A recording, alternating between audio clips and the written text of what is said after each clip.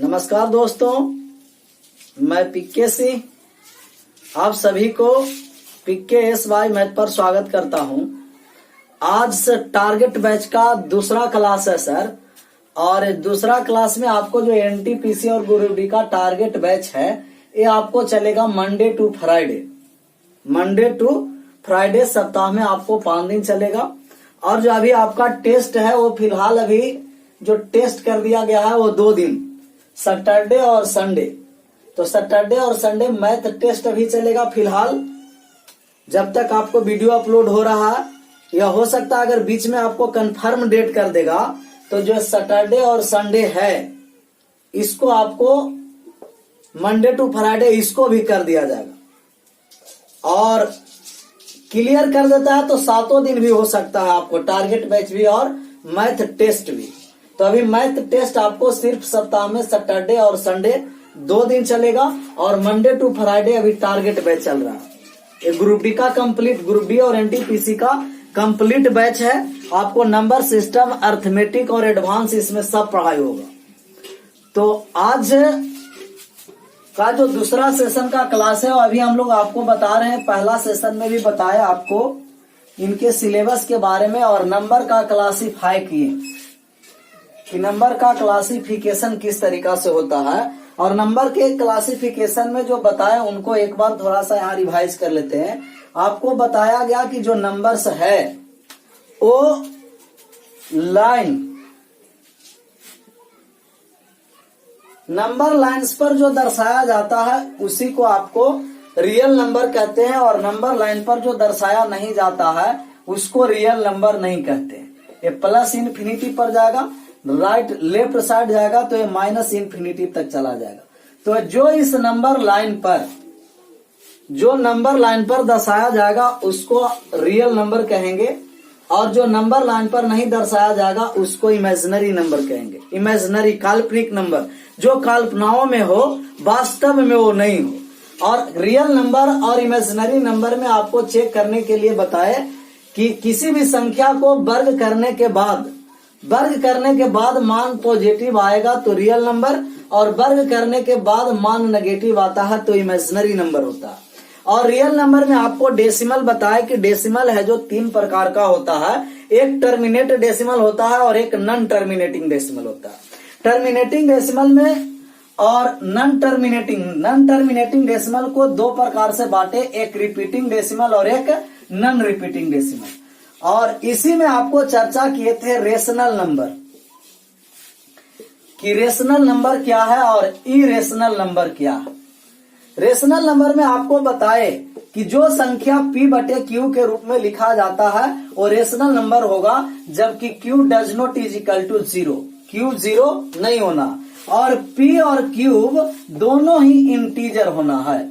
P और Q दोनों क्या होना है? इंटीजर। अगर P और Q दोनों पूर्णांक है और Q 0 नहीं है उसे P/Q के रूप में लिखेंगे, और P/Q के रूप में लिखते हैं और रेशनल नंबर होता है। इसमें आपको बताएं कि टर्मिनेटिंग और रिपीटिंग, जो टर्मिनेट कर जाए, टर्मिनेटिंग और रिपीटिंग, तो टर्मिनेटिंग और रिपीटिंग जितना डेसिमल है वो रेशनल नंबर, परिमेय संख्या।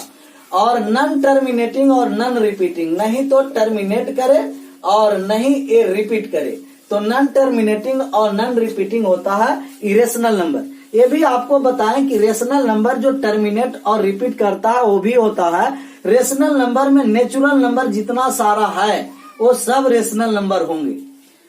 प्राकृतिक संख्याएं सभी परिमेय संख्याएं होते हैं, इंटीजर पूर्णांक संख्याएं भी सभी परिमेय संख्या होंगे, और होल नंबर पूर्ण संख्याएं भी सभी परिमेय संख्या होंगे। और 0 के बारे में भी बताया कि 0 एक है जो कैसा संख्या है? परिमेय संख्या, क्योंकि 0 पूर्णांक संख्या भी है और 0 पूर्ण संख्या भी है। रेशनल नंबर में ये बताया इरेशनल में कि पाई एक अपरिमेय संख्या है, जबकि 22/7 क्या है? परिमेय संख्या है।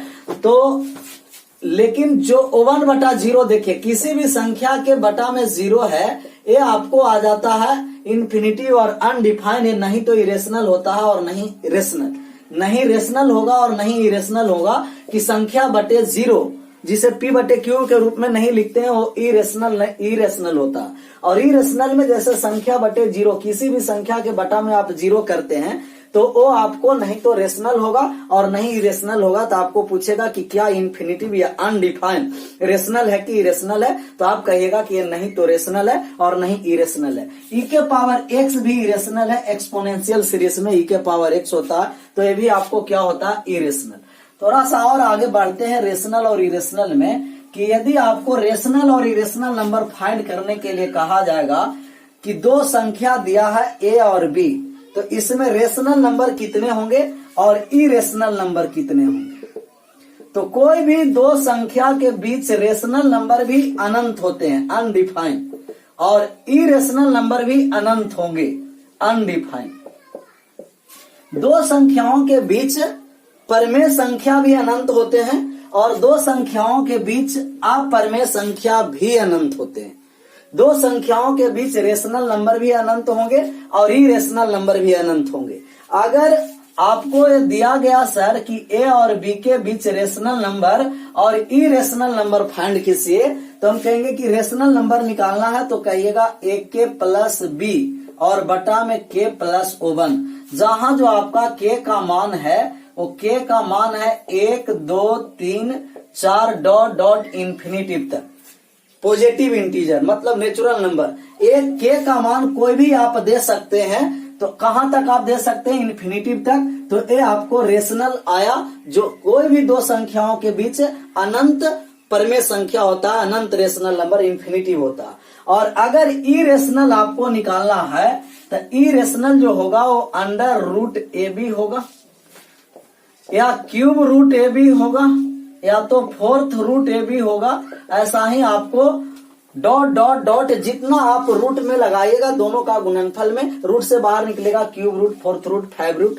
तो किसी भी दो संख्या के बीच आपको अनंत अपरमेय संख्याएं होंगे और अनंत परमेय संख्याएं भी होंगे। कोई भी दो संख्या हो उनके बीच अनंत परमेय संख्या और अनंत अपरमेय संख्या। तो ये आपको परमेय और अपरमेय से था। थोड़ा सा डेसिमल में समझिए कि डेसिमल में जो आपको बताएं कि एक टर्मिनेट कर जाता है, डेसिमल है जो एक टर्मिनेटिंग डेसिमल है, टर्मिनेटिंग डेसिमल, और एक आपको बताएं वो नॉन टर्मिनेटिंग डेसिमल। तो नॉन टर्मिनेटिंग में आपको रिपीटिंग डेसिमल समझना है। नॉन टर्मिनेटिंग डेसिमल में कौन सा डेसिमल, रिपीटिंग। तो कब संख्या टर्मिनेट करेगा और कब संख्या आपको रिपीट करेगा। तो टर्मिनेट डेसिमल जो आपको आया ये शांत दशमलव है। इसको हिंदी में कौन सा दशमलव कहते हैं, शांत दशमलव। और नॉन टर्मिनेटिंग बट रिपीटिंग जो आया ये तो है अशांत, अशांत दशमलव, लेकिन इसको हम कहेंगे अशांत आवर्ती दशमलव। अशांत है लेकिन आवर्ती कर रहा, बार बार रिपीट कर रहा, तो अशांत आवर्ती दशमलव। एक शांत दशमलव, एक अशांत आवर्ती दशमलव। तो कब शांत दशमलव होगा और कब है जो अशांत आवर्ती दशमलव होगा। अशांत पुनरावृत्ति मतलब रिपीट करना स्टार्ट होता है। तो इसके बारे में समझेंगे कि कोई भी डेसिमल है तो कब शांत होगा, टर्मिनेट होगा और कब रिपीट करेगा। तो कोई भी संख्या है, कोई भी संख्या के बटा में 2 के पावर n हो या तो कोई भी संख्या के बटा में 2 के पावर n या तो 5 के पावर n हो। कोई भी नंबर है उसके बटा में हर में अगर 2 के पावर n है तो संख्या आपको टर्मिनेट कर जाएगा, कहीं ना कहीं जाकर के क्या कर जाएगा, समाप्त हो जाएगा। तो ये टर्मिनेटिंग डेसिमल हुआ। या तो कोई भी संख्या के बटा में 5 के पावर n हो तो भी ये संख्या टर्मिनेट करेगा, या तो इन दोनों में एक साथ कोई भी हो, 2 के पावर n गुना 5 के पावर m, या तो 2 के पावर n अकेला हो या तो 5 के पावर n अकेला हो या तो 2 के पावर n और 5 के पावर n दोनों एक साथ हो। अगर ये सब दोनों एक साथ हैं तो संख्या क्या कर जाएगा, टर्मिनेट कर जाएगा। जैसे आपको कहा कि दिया गया 31 बटे का 28, 31/32 दिया गया। अब आपको पूछा कि क्या 31/32 टर्मिनेट नंबर है, मतलब शांत दशमलव है कि असंत आवर्ती दशमलव है, क्या ये टर्मिनेटिंग डेसिमल है कि रिपीटिंग डेसिमल है। तो इसको चेक करने के लिए सबसे पहले आप इसको बेस चेक कीजिए कि क्या ये बेस 32 को आप लिख सकते हैं 2 के पावर 5, और किसी भी संख्या के बटा में 2 के पावर n या तो 5 के पावर n आता है तो वो नंबर क्या कर जाएगा, टर्मिनेट कर जाएगा। तो ये नंबर टर्मिनेटिंग डेसिमल है, रिपीटिंग डेसिमल नहीं है। यदि आपको कहा गया कि 43 और बटा में दिया गया 125, तो 43/125 क्या ये टर्मिनेटिंग नंबर है कि रिपीटिंग नंबर है। तो आप कहिएगा कि 125 सिर्फ बेस को देखना, और 125 5 के पावर क्या है, 3 है। तो आप लिखिएगा 43/5 के पावर 3। अगर 43/5 के पावर 3 है तब हम कहेंगे कि ये तो बेस 5 के पावर n के रूप में आया, और कोई भी बेस 2 के पावर n या 5 के पावर n के रूप में आता है तो वो डेसिमल टर्मिनेट हो जाएगा, मतलब ये भी डेसिमल टर्मिनेट है। या आपको दिया गया कि 97 और बटा में दिया गया 6250, 97/6250। अब आपको पूछेंगे कि क्या ये टर्मिनेट शांत दशमलव है कि आवर्ती दशमलव है। क्या ये शांत दशमलव है, शांत दशमलव कि आवर्ती दशमलव। तो आप कहिएगा कि सबसे पहले हम बेस को चेक करेंगे, और बेस को चेक किए तो ये आ गया 2 × 3125 आया 2 के पावर 1 × 5 के पावर 5, 5 के पावर 5 3125 होता है। तो आप कहिएगा कि बेस में 2 के पावर n आया और 5 के पावर m आया, तो 2 के पावर n और 5 के पावर m में दोनों में कोई भी अलग अलग मान हो या दोनों में एक साथ मान आएगा, वो सब संख्या शांत दशमलव होगा, टर्मिनेट कर जाएगा। तो 97/6250 भी एक टर्मिनेट कर जाएगा, कहीं न कहीं किसी अंक के बाद जाके टर्मिनेट कर जाएगा। तो हम आशा करते हैं कि टर्मिनेट दशमलव आपको समझ में आया होगा कि टर्मिनेट कब करेगा। टर्मिनेट करने के लिए उसके बेस में 2 के पावर n होना है, या तो टर्मिनेट करने के लिए उसके बेस में 5 के पावर n हो, या दोनों में दोनों हो, दोनों में दोनों हो, या अलग अलग मान हो, या तो 2 के पावर n और 5 के पावर n दोनों में एक साथ हो। इसके अलावा और किसी भी संख्या इसके साथ आएगा बेस में, वो टर्मिनेट नहीं करेगा। अब बात को समझिए कि अगर ये टर्मिनेटिंग डेसिमल है, शांत दशमलव, तो कितने अंक के बाद ये दशमलव, कितने अंक के बाद दशमलव है जो टर्मिनेट कर जाएगा। तो अब बात को समझना, टर्मिनेट करने जा रहे हैं कि यह जो टर्मिनेट होगा तो कितने अंकों के बाद टर्मिनेट करेगा। 3/8, तो 3/8 टर्मिनेटिंग है कि रिपीटिंग है, शांत दशमलव है कि आवर्ती दशमलव है। तो आप जैसा ही देखें कि 3 ऊपर है और बटा में 8 का मतलब 2 के पावर 3, तो ये जो डेसिमल है, ये डेसिमल आपको टर्मिनेटिंग डेसिमल कितने अंक के बाद टर्मिनेट करेगा। तो आप कहिएगा कि 3, 8 को लिखिए 2 के पावर 3। आप इसको अपना मन से 5 के पावर 3 को और 5 के पावर 3 से ऊपर भी गुना कर दिए, क्योंकि भाग देने से थोड़ा सा आसान है कि अगर ये 2 है तो 5 से गुना कर देंगे, और 5 है तो 2 के पावर से गुना कर देंगे। तो 3/2 के पावर 3 है, और 5 के पावर 3 से ऊपर और नीचे गुना किए तो ये आ गया 3 × 125, और ये आ गया, आप ये भी जानते होंगे कि अगर a के पावर n गुना b के पावर n है तो आप इसको लिखिएगा a गुना b के पावर n। पावर समान है तो सभी संख्या को एक साथ गुना करके उस पर टोटल पावर लिखेंगे। तो इसको आप लिखिएगा 2 × 5 के पावर 3। 125 में 3 से गुना किए तो आप कहिएगा 375, और 375 और 5 दूना 10, 1000 आया, मतलब 0.375। तो ये टर्मिनेट कर गया, लेकिन दशमलव के कितने अंक के बाद टर्मिनेट किया, तो आप कहिएगा कि दशमलव के 3 अंक के बाद टर्मिनेट किया। और ये दूसरा बात को समझिए, अगर आपको दिया गया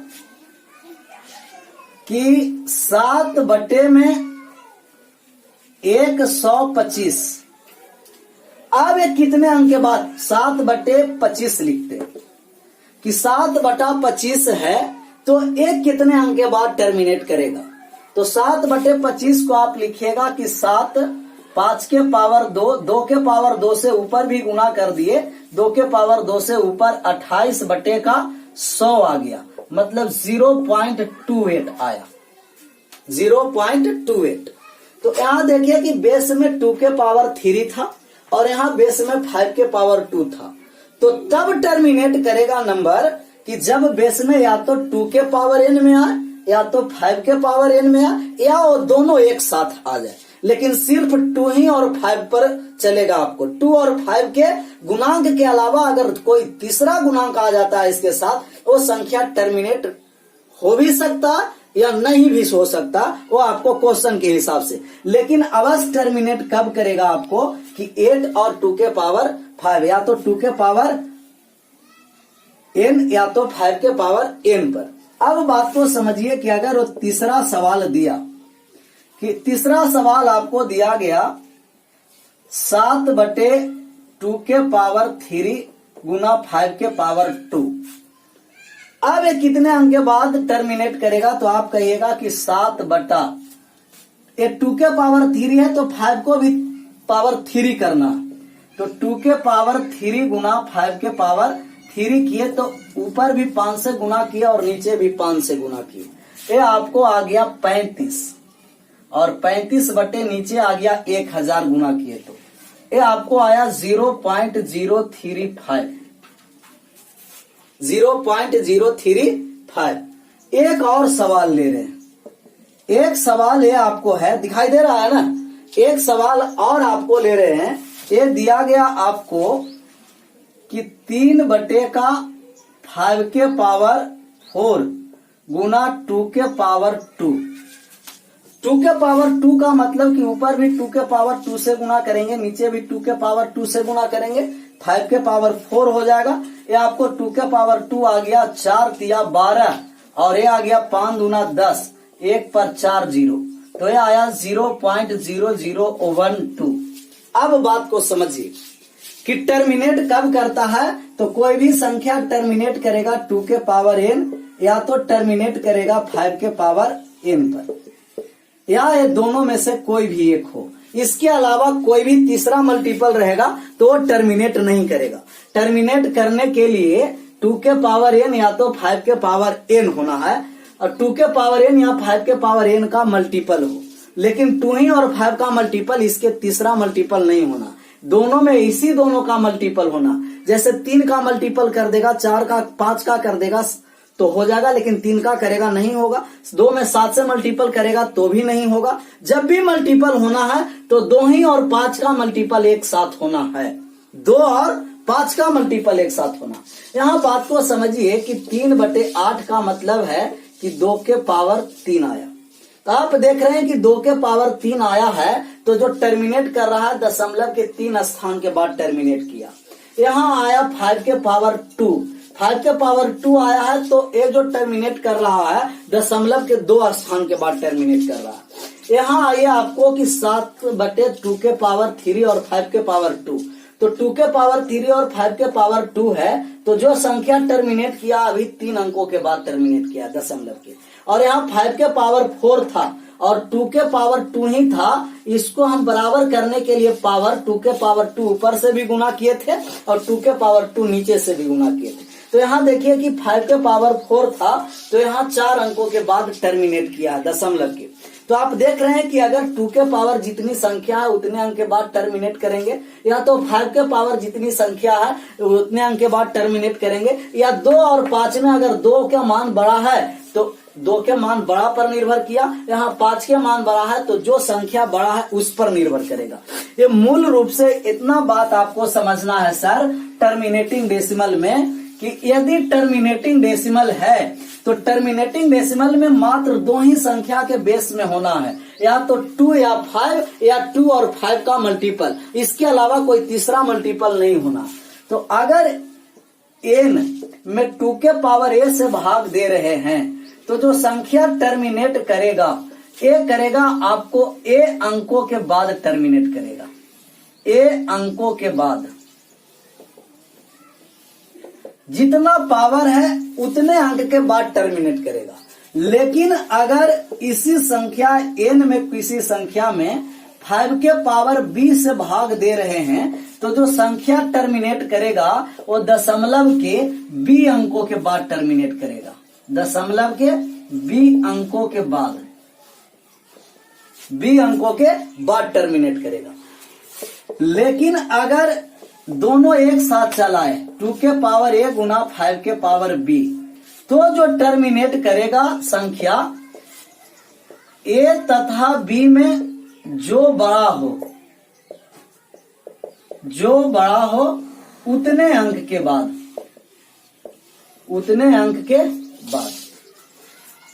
किसी भी संख्या में 2 के पावर a से भाग देंगे तो संख्या जो टर्मिनेट करेगा वो 2 के पावर a है तो a अंकों के बाद टर्मिनेट करेगा, या 5 के पावर b है तो b अंकों के बाद टर्मिनेट करेगा। लेकिन अगर 2 और 5 दोनों एक साथ चलाता है तो जो संख्या टर्मिनेट करेगा दोनों में जो बड़ा हो, 2 के पावर या 5 के पावर में 2 के पावर का मान बड़ा हो तो 2 के पावर का मान बड़ा वाले पर निर्भर करेगा, या 5 के पावर मान बड़ा हो, मतलब जो दोनों में बड़ा हो उतने अंक के बाद टर्मिनेट करेगा। a बड़ा है तो a अंक के बाद टर्मिनेट करेगा, b बड़ा है तो b अंकों के बाद टर्मिनेट करेगा। तो ये आपको टर्मिनेटिंग शांत दशमलव है कि शांत दशमलव चेक करने के लिए आपको शांत दशमलव चेक करना है तो 2 के पावर n या 5 के पावर n को ढूंढना है। अगर 2 के पावर n और 5 के पावर n आ गया तो संख्या वो टर्मिनेट कर जाएगा। ये भी बताएं कि कितने अंकों के बाद कौन कौन सा टर्मिनेट करेगा, ये भी बात आपको समझ में आया।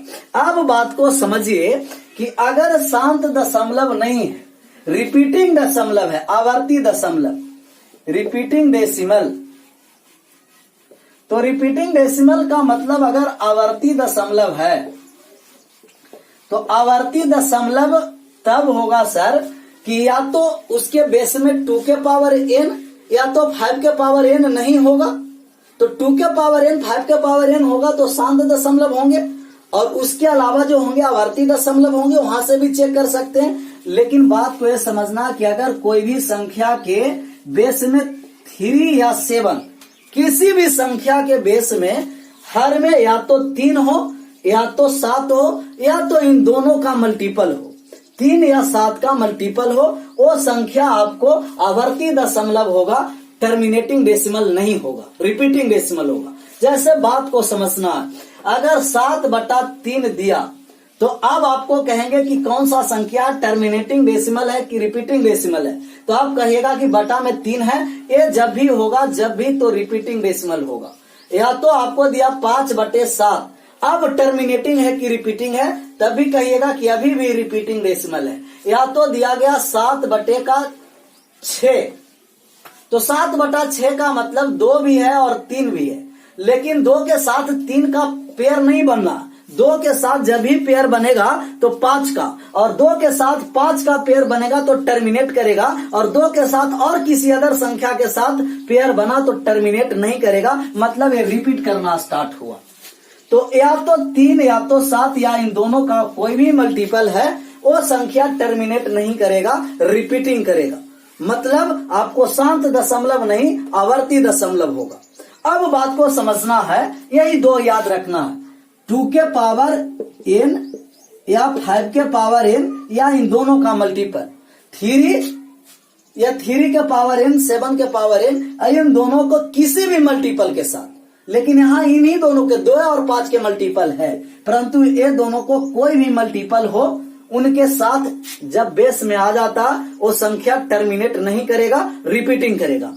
एक एग्जांपल हम आपको देते हैं, इसमें से आप आंसर कीजिए कि कौन सी संख्या है जो आवर्ती दशमलव है। कौन सी संख्या आवर्ती दशमलव है? ये दिया गया 51/64।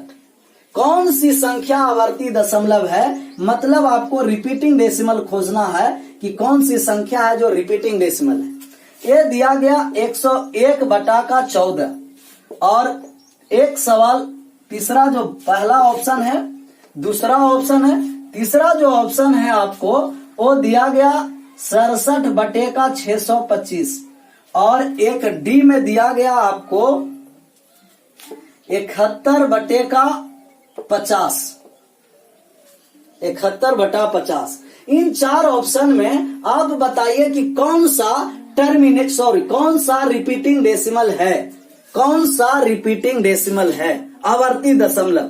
जब भी आवर्ती दशमलव चेक करेंगे तो भाग नहीं देना।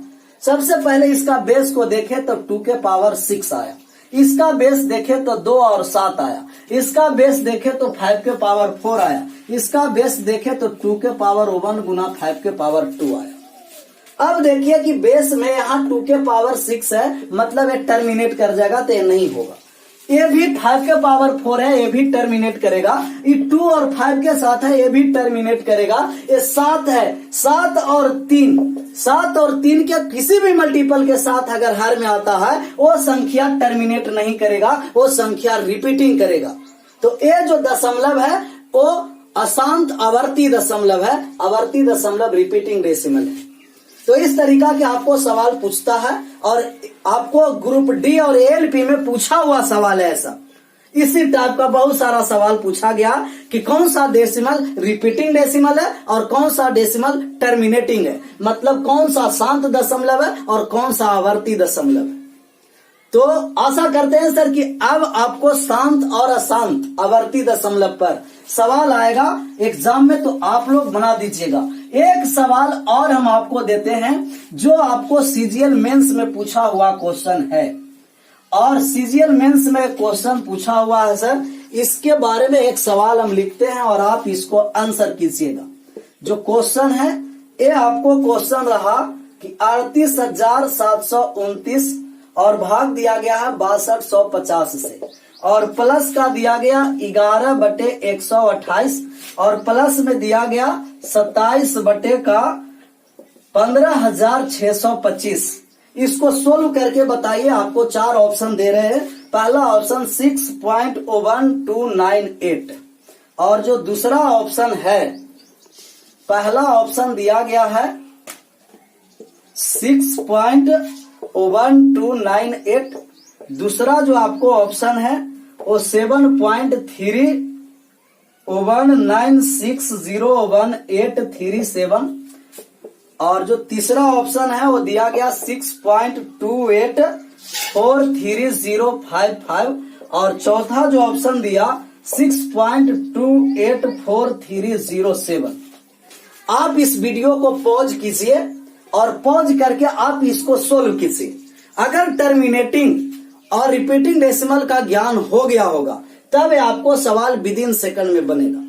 तो आप लोग पॉज करके बना करके देखिए और उसके बाद फिर सॉल्यूशन को देखिएगा। अभी हम इसको सोल्व करने जा रहे हैं। आपको ये पता होगा कि अगर कोई भी संख्या डेसिमल में है, जैसे 0.03 और 0.694, 0.8567, अब आप इसको ऐड कीजिएगा। तो ऐड करने के बाद जो दशमलव आएगा, जैसे ऐड करेंगे तो मैक्सिमम दशमलव कितने अंक के बाद है, तो 4 अंकों के बाद है। तो ऐड करने के बाद भी मैक्सिमम 4 ही अंक के बाद दशमलव आएगा। अगर मैक्सिमम 5 अंकों के बाद दशमलव है तो जोड़ेंगे या घटाएंगे तो 5 अंकों के बाद में ही उसका दशमलव आएगा। अब बात को यहां से समझो कि इसको सोल्व करना मुश्किल हो गया, और जो टर्मिनेटिंग डेसिमल और रिपीटिंग डेसिमल के बारे में नहीं समझेगा, ये क्वेश्चन सोल्व करना बहुत मुश्किल है। और ये आपको एसएससी सीजीएल मेंस का क्वेश्चन है सर, एसएससी सीजीएल मेंस का। अब देखिए इसको विद इन सेकंड में कैसे सोल्व कर रहे हैं। जैसा ही 6250 है तो इसको लिखेंगे 2 गुना 5 के पावर 5, 2 गुना 3150 और 3150 5 के पावर 5 होता है। 128 है तब 2 के पावर 7 हुआ, और 15,625 है तो 5 के पावर 6 हुआ। अब देखिए कि अगर मैक्सिमम पावर है कितना, तो आप कहिएगा कि 5 के पावर 5 मैक्सिमम पावर है, मतलब यहाँ डेसिमल आएगा जो 5 अंकों के बाद डेसिमल आएगा। और यहाँ मैक्सिमम 2 के पावर 7 है, तो जो यहाँ आपको डेसिमल आएगा इसमें जो 7 अंकों के बाद टर्मिनेट करेगा, और यहाँ जो आपको टर्मिनेट करेगा वो 6 अंकों के बाद टर्मिनेट करेगा। तो ये 5 अंक के बाद टर्मिनेट कर रहा, ये आपको 7 अंकों के बाद टर्मिनेट कर रहा, और ये आपको 6 अंकों के बाद टर्मिनेट कर रहा। इन तीनों को हम अगर एक साथ जोड़ते हैं तो जो आपको रिजल्ट आएगा वो दशमलव के 7 अंक के बाद आएगा। दशमलव के कितने अंकों के बाद आएगा? 7 अंकों के, क्योंकि मैक्सिमम कितना है? 7। अब ऑप्शन में देखिए कि कौन सा ऑप्शन है आपको जो दशमलव के 7 अंक तक गया है। यहाँ गिने 1 2 3 और 1 4 नहीं होगा। 1 2 3 4 5 6 7 8 9 ये भी नहीं होगा। यहाँ गिने 1 2 3 4 5 6 7 ये हो गया। यहाँ गिने 1 2 3 4 5 6 नहीं होगा।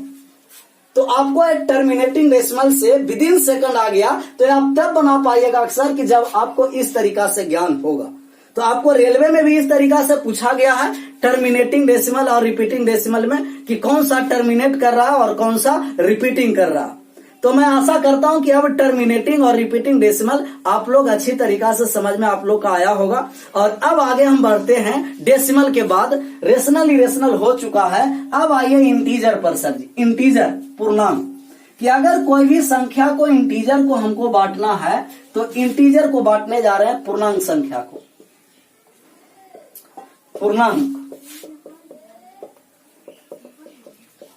तो जब भी इंटीजर को बांटेंगे तो ये जो आपको इंटीजर बटा, इंटीजर को कहेंगे सर जी कि सबसे पहले इंटीजर को एक होता है धनात्मक पूर्णांक और एक होता है ऋणात्मक पूर्णांक। एक होता है नेगेटिव इंटीजर और एक होता है positive integer.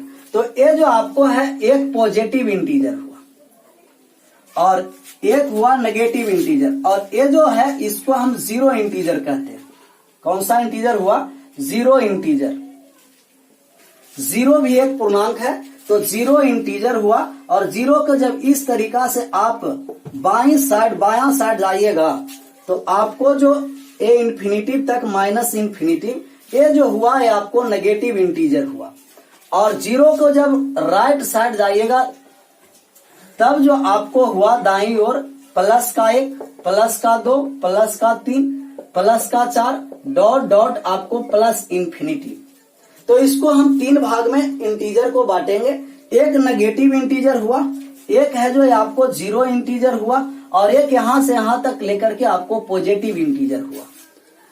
Negative integer, zero integer और पॉजिटिव इंटीजर, जितना पॉजिटिव इंटीजर है उसी को नेचुरल नंबर कहते हैं। इसको कौन सा नंबर कहेंगे? नेचुरल नंबर, प्राकृतिक संख्या।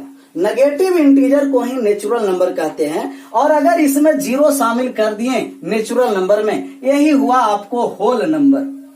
और ये सभी संख्याएं पॉजिटिव और नेगेटिव और जीरो एक साथ आता है, वो आपको इंटीजर पूर्णांक संख्या होता है। तो पॉजिटिव इंटीजर को नेचुरल नंबर कहेंगे, और जीरो एक जीरो इंटीजर है। अगर नेचुरल नंबर प्राकृतिक संख्या में जीरो शामिल होता है तब हम कहते हैं होल नंबर, पूर्णांक संख्या। तो अब इसको पार्ट बाय पार्ट समझते हैं कि प्राकृतिक संख्या क्या है और होल नंबर क्या है, पूर्ण संख्या, और पूर्णांक संख्या क्या है। ये सभी आपस में क्या होते हैं? इंटीजर होते हैं। तो आप बात को समझिए कि अगर नेचुरल नंबर प्राकृतिक संख्या के बारे में पूछेगा तो आप कहेगा कि काउंटिंग के नंबर को, गिनती की संख्या को प्राकृतिक संख्या कहते हैं, और गिनती 1 से स्टार्ट होता है। 1 2 3 4 5 डॉट डॉट इंफिनिटिव तक चला गया। और जैसा ही होल नंबर हुआ, पूर्ण संख्या, होल नंबर, तो पूर्ण संख्या तब कहेंगे कि जब ये प्राकृतिक संख्या के समूह में जीरो शामिल हो जाता है तो ये आपको पूर्ण संख्या हुआ। और पूर्णांक संख्या इंटीजर नंबर कि सबको एक साथ नेगेटिव और पॉजिटिव के द्वारा दर्शा दिया जाएगा। ये 0 plus 1 plus 2 dot dot dot plus infinitive, और -1 -2 -3 डॉट डॉट माइनस इंफिनिटिव, ये आपको इंटीजर हुआ। गिनती की संख्या को प्राकृतिक संख्या कहते हैं। प्राकृतिक संख्या में 0 शामिल हो जाता है तो पूर्णांक संख्या होगा, और इंटीजर नंबर पूर्ण संख्या होगा, 0 शामिल हुआ था। और पूर्णांक संख्या होल नंबर को पॉजिटिव और नेगेटिव के द्वारा दर्शाते हैं पूर्ण संख्या को, तो ये आपको पूर्णांक संख्या इंटीजर नंबर हुआ। अब आपको यहां से पूछते हैं सर कि 0 है जो धनात्मक पूर्णांक है कि ऋणात्मक पूर्णांक है, तो आप कहिएगा कि 0 नहीं तो पॉजिटिव इंटीजर है और नहीं तो नेगेटिव इंटीजर है। 0 एक न्यूट्रल नंबर है, 0 एक उदासीन संख्या। क्यों? क्योंकि 0 किसी भी संख्या में जोड़ते हैं या तो घटाते हैं, उस पर कोई प्रभाव नहीं पड़ता है, वो ज्यों का त्यों संख्या का मान आता है। तो अर्थात 0 नहीं तो धनात्मक पूर्णांक है और 0 नहीं तो ऋणात्मक पूर्णांक है। 0 एक उदासीन नंबर है। 0 एक कैसा नंबर है? उदासीन नंबर, न्यूट्रल नंबर है। तो 0 को हम नहीं पॉजिटिव इंटीजर कहेंगे और नहीं नेगेटिव इंटीजर कहेंगे। इसी में बात को समझिए कि अगर हम आपको सिर्फ इसमें पूछेंगे कि बताओ कि नॉन नेगेटिव नंबर कौन कौन सा है, नॉन नेगेटिव नंबर, तो नॉन नेगेटिव का मतलब कि उसमें पॉजिटिव नहीं होना, नॉन नेगेटिव का मतलब कि उसमें नेगेटिव नहीं होना है। तो नॉन नेगेटिव इंटीजर के बारे में आपको पूछेगा कि कौन कौन सी संख्या नॉन इंटीजर नंबर है, नॉन नेगेटिव इंटीजर है। तो नॉन नेगेटिव इंटीजर का मतलब कि इसमें नेगेटिव वाले पार्ट नहीं होना है। नेगेटिव वाला पार्ट नहीं होगा तो आप कहिएगा कि 0 क्या नेगेटिव है? कहिएगा नहीं। तो 0 1 2 3 4 डॉट डॉट ए इंफिनिटिव तक आपको नॉन नेगेटिव इंटीजर आया। लेकिन जब आपको पूछेंगे कि नॉन पॉजिटिव इंटीजर बताइए कि नॉन पॉजिटिव इंटीजर कौन कौन सी है, तो नॉन पॉजिटिव इंटीजर का मतलब कि उसमें पॉजिटिव नहीं होना। तब आप कहिएगा कि 0 -1 -2 -3 डॉट डॉट माइनस इंफिनिटिव। तो नॉन नेगेटिव में 0 से लेकर के इंफिनिटिव तक और नॉन पॉजिटिव में 0 से लेकर के माइनस इंफिनिटिव तक। तो नॉन नेगेटिव और नॉन पॉजिटिव में 0 शामिल होगा। क्यों? क्योंकि 0 नहीं तो नेगेटिव नंबर है और नहीं तो पॉजिटिव नंबर है। 0 नहीं धनात्मक पूर्णांक संख्या है और नहीं ऋणात्मक पूर्णांक संख्या है। 0 कैसा संख्या? तो आप कहिएगा कि 0 एक न्यूट्रल नंबर है, 0 एक उदासीन संख्या। कैसी संख्या है? 0 उदासीन। अब बात को यहां से समझना है सर कि अगर सम संख्या और विषम संख्या के बारे में पूछा तो सम और विषम के बारे में बताओ कि सम संख्या क्या है और विषम संख्या क्या है। सम संख्या इवेन नंबर और विषम संख्या ऑड नंबर। तो सम संख्या उस संख्या को कहेंगे जो संख्या 2 से कंप्लीटली डिवाइड हो, जो संख्या 2 से पूर्णतः विभाजित हो उसे सम संख्या कहते हैं। जो संख्या 2 से पूर्णतः विभाजित होता है वो सम संख्या 2 4 6 8 10 डॉट डॉट। और जो संख्या 2 से पूर्णतः विभाजित नहीं होता उसे विषम संख्या कहते हैं, जैसे 1 3 5 7 9 डॉट डॉट। तो जो संख्या 2 से पूर्णतः विभाजित है वो इवेन नंबर होंगे और 2 से कंप्लीटली डिवाइड नहीं है वो ऑड नंबर होंगे। अब आपको ये समझना है सर कि 0 जो नंबर है ये 0 कैसा नंबर है? ऑड नंबर है, 0 की इवेन नंबर है। तो सबसे पहले ऑड और इवेन नंबर को चेक करने के लिए आपको इसमें 2 से भाग देना है। तो क्या 0 2 से पूर्णतः विभाजित है? तो आप 0 में 2 से पूर्णतः भाग देंगे। तो 0 में 2 से भाग दिए तो 0 बार में कट गया। 0 किसी भी संख्या से पूर्णतः विभाजित है। तो 0 है जो 2 से कंप्लीटली डिवाइड है, मतलब 0 भी एक कैसा संख्या है? सम संख्या। तो 0 एक सम पूर्णांक संख्या है। इसको भी आप कॉपी में नोट कर लीजिए कि 0 के बारे में पूछेगा तो आपको समझना कि 0 जो संख्या है एक सम पूर्णांक संख्या। कैसी संख्या? सम पूर्णांक संख्या, इवेन इंटीजर। क्यों? क्योंकि 0 2 से पूर्णतः विभाजित है। अब आपको कोई भी 2 सम संख्या को एक साथ जोड़ दो या तो एक साथ घटा दो। कोई भी 2 संख्या सम हो या तो विषम हो। जैसे अगर 2 सम संख्या, 2 इवेन नंबर एक साथ जोड़ते हैं या घटाते हैं तो जो आपको सम संख्या प्राप्त होगा। इवन और इवन जब एक साथ जुटेगा तो इवन के बराबर होगा।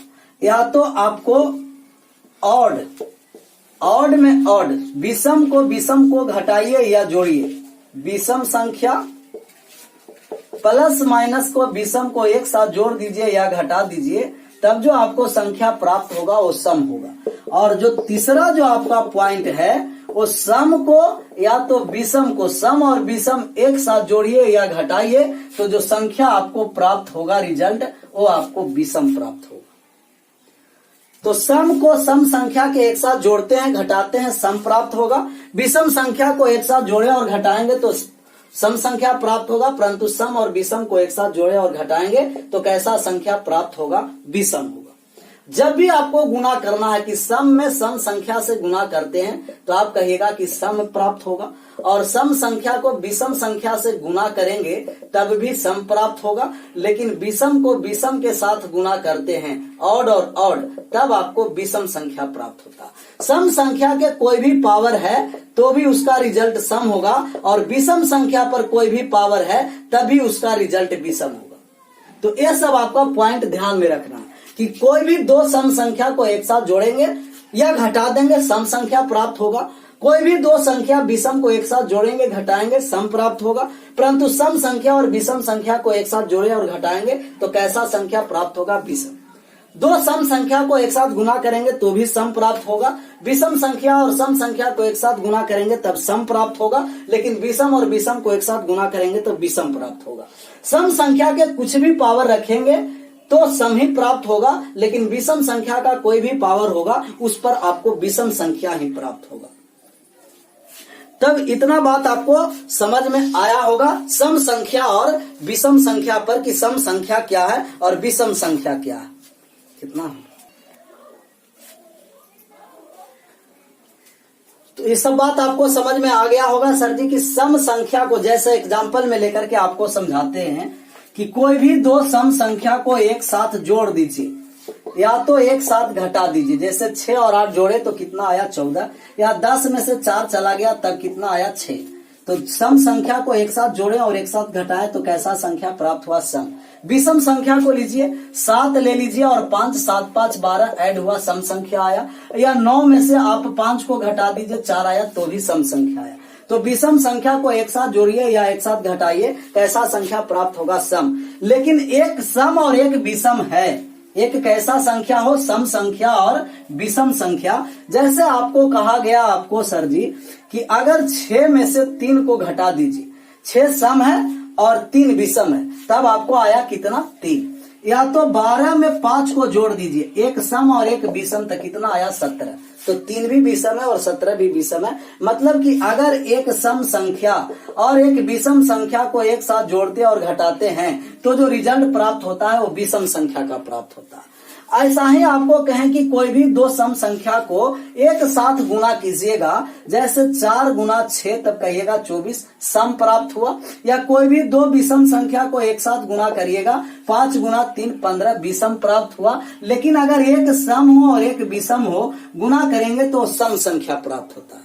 और ये भी आपको कहें कि कोई भी संख्या सम संख्या है, उस पर पावर कुछ भी करिएगा तब जो आपको संख्या प्राप्त होगा वो सम ही संख्या प्राप्त होगा। जैसे दो सम संख्या है, पावर 5 किए तब कितना आ गया? 32। दो सम संख्या पावर 7 किए तो आपको आ गया 128, सम संख्या प्राप्त हुआ। विषम संख्या का कुछ भी पावर करेंगे तो वो संख्या विषम ही होगा। जैसे 3 के पावर 2 9 विषम आया, 3 के पावर 4 81 विषम आया। तो सम संख्याओं का कुछ भी पावर करेंगे सम, और विषम संख्या का कोई भी पावर करेंगे तो विषम।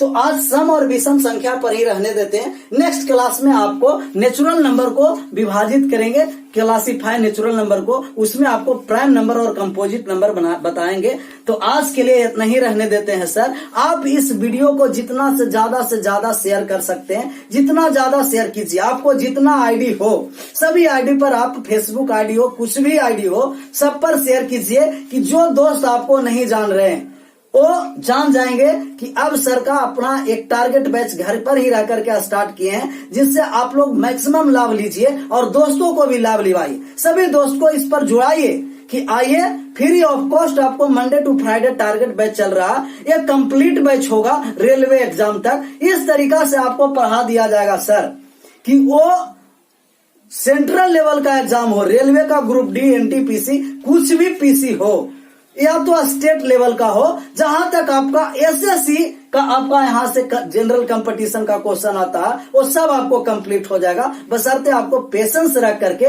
पढ़ते रहना है। जो आप लोग कहीं फाउंडेशन में नहीं पढ़े होंगे उससे ज्यादा आपको यहां बता दिया जाएगा टारगेट बैच में।